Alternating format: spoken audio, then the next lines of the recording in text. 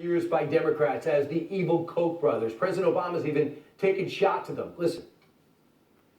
When you start seeing massive lobbying efforts backed by fossil fuel interests or conservative think tanks or the Koch brothers pushing for new laws to roll back renewable energy standards or prevent new clean energy businesses from succeeding,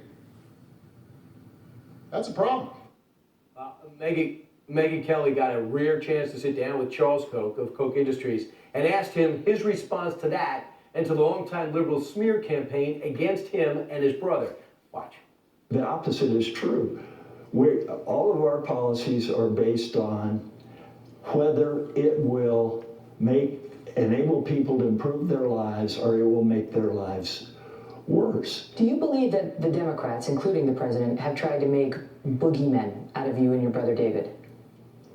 Oh, definitely. I get a lot of death threats, but the way I look at it is I feel I have a moral obligation to do the best I can to make the country better for everybody.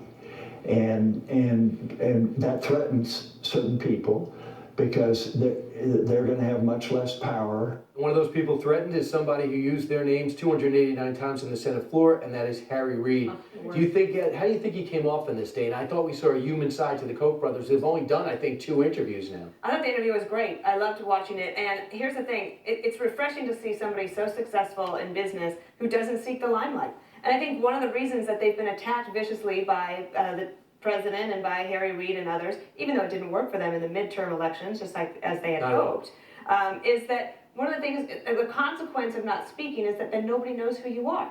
So then you become this faceless entity that you can always rail against the Koch brothers. But if you watch Charles Koch last night, I mean, this is a very charming person who's extremely successful, and the end of the interview was very sweet because he talked about his father, and you could just see that all of us have dads, all of us have had challenges.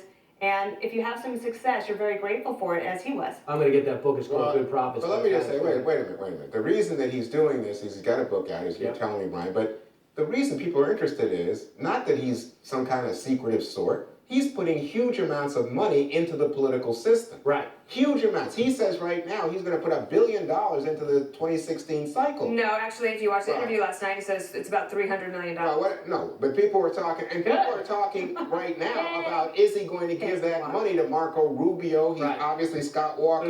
What's the problem? What's the problem? The problem is right now that there's such anger, first of all, at the super rich in the country, and the super rich. What about Todd Steyer? Dictating the political system and picking winners and losers. Well, what about George Soros? What about Todd Steyer? Like, why aren't they demonized by the President of the United States? Because they only care when it's money not going to their side. But Kimberly, he did side with the president when it comes to criminal justice reform. And he said, because he's about issues. They're not scary, they're great Americans. They do more than any of these other people that are complaining and demonizing them to help the needy and the poor and the disenfranchised and contribute to cancer charities and children's charities. How about that? How about celebrating American entrepreneurism and people who are philanthropic and give back? So there you go, and it's his money, and if he wants to throw it to the GOP, yay. He did say he started the Tea Party, but he doesn't. He set their agenda, and he is putting it to. He is not a libertarian. He's a classical liberal, Eric.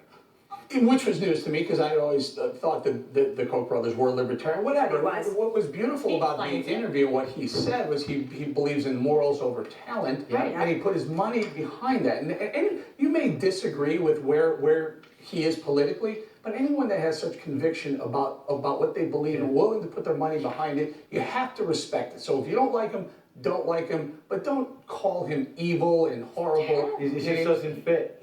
Doesn't fit. Well, let me just say, let me end on a positive note that really jumps out from this interview. He said that he's upset about licensing regulation, and that if you look at poor people in this country, there's limited opportunity because of increased licensing bans. You're right. I thought, wow, I like that message. We should actually do a segment on that next week. That's an important issue that is actually going to be they're going to talk to the elections. Okay. I hope they heard me. He's 79 years old. He works about 12 to 15 hours a day still. By the way, I like his legs. What? You got I to see like good legs. You're a leg man? Yeah, but I don't know that he can compete with some of the competition around here. But you know. Absolutely.